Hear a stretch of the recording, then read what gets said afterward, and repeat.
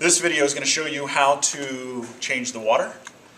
If you take a look at my tank, I have Thursday and Monday labeled. I change 5 gallons of water 2 times a week for a total of 10, which is about 10%, a little bit more than 10% of the water. So I use my bucket that says dirty, and that's the one that I'm going to use always to put the dirty water into. So if you have something like mine, you can actually go up and down and kind of get it started that way. If your siphon thing, and I would definitely go with something long like this. I know you can't really see because of the black paper, but if you can't get it started, you could always do what I used to do on the farm, siphon gas out of my dad's truck and then put it in my four-wheeler. And it's okay if you get some water in your mouth. It's a little gross, but if you have one like this, it makes it really, really nice. So I kind of get this going. Get the water flowing in the tank, or in the bucket. And this is the most important part, and you can't really see this, but you can probably hear it. I'm jamming this down into the gravel, and I still have eggs, so they haven't really pooped all that much, but can you see some of that stuff coming up? Maybe not. You will get some stuff from the gravel, and this is really, really important to get all of the junk out of here when they poop. Okay, so you do this when your 5-gallon bucket is full. You dump that out. You can use it in your plants. Plants love this water. And then behind me I have the clean water ready to go. Pretty easy to add that. Just don't want to add too much too quickly.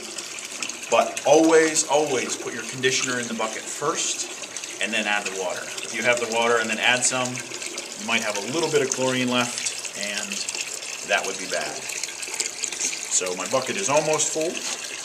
Again, the whole time you'd be doing this, getting all the poop up, if there's a lot of poop. And then to stop it, I just kind of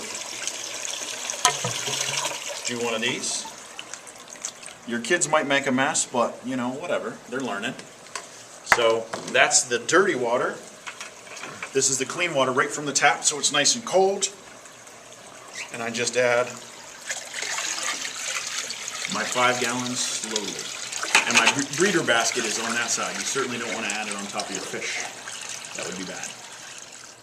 Another trick, if your chiller breaks, if something happens, your power goes out, I just cut a 1/2 gallon milk container here, filled it up with aquarium water, put it in a freezer, give it a little bit of room because ice is going to expand.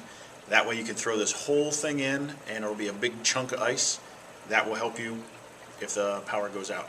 By the way, do not clean this with water. If you do wash this at all with chlorinated water, give it 48 hours, dry it really well, make sure that you're not dipping this in. I would actually just use the dirty water. Why not? Just some other tricks that I've learned the hard way. Here is my TIC binder. And I do this when I have my kids sign up. I actually have them sign up as doubles if they want to work together so they can remind each other. And then I have single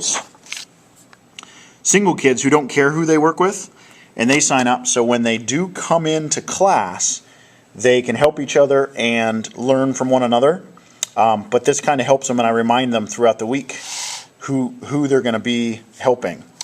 And then these are all my tests. The directions that are in the test itself is written with everything already glued in there.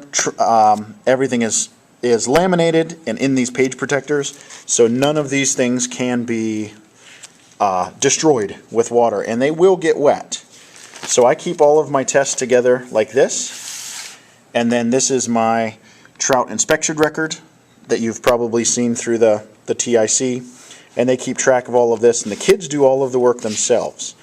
Now, with that said, this I've learned, and since then I've bought some extra test tubes to help out, but I tell the kids over and over that these test tubes must go inside here.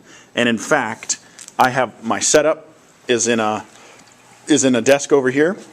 They actually bring the turkey baster full of water to the test kit. If there's any chemicals that get into the water, that could absolutely kill the fish. So they bring the water to the test kit, record everything. If there's an emergency, that's when we kind of consult the manual or talk to other people in TIC and figure it out from there. Okay? Finally, the chemicals for the trout. This spectral blend I add directly to my filter. My filter is a little bit different than some of the ones set up before. It is actually bacteria, and I believe the smell is the bacteria farting. It's pretty awful, but you must have this good bacteria to keep the trout alive. Water conditioner. I used to do the 48 hours of letting the chlorine dissipate, but it is conditioner. It helps their slime coat. It helps with their fins. It's wonderful. Put this stuff in the bucket and then add water. And finally, this ammonia detoxifier. In the beginning, your ammonia will go up. Then this bacteria will eat away at it. Then your nitrites will go up. The bacteria will eat away at that. And then your nitrates should go up. And water changes take care of nitrates. So this stuff is wonderful. Read the directions. Just be cautious that you don't add too much or too little too late. But that's it. Hopefully this has helped out. Good luck and happy trout raising.